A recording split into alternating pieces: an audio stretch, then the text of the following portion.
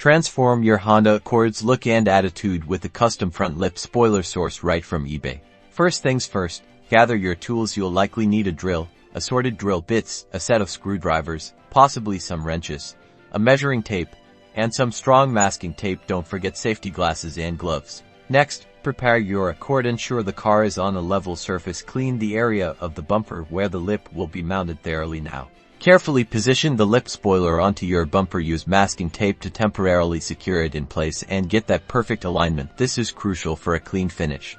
With the lip perfectly positioned and taped, it's time to start drilling. Start with small pilot holes through the lip and into the bumper where you've marked your mounting points. This makes it easier to drive the screws later and prevents the lip from cracking.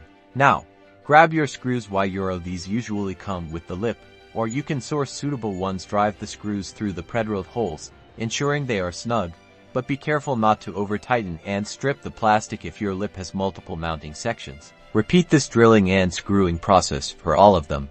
Once all screws are in place and the lip feels solid, remove the masking tape. Step back and admire your work. You've just given your Honda Accord a custom, sporty upgrade with an affordable eBay find.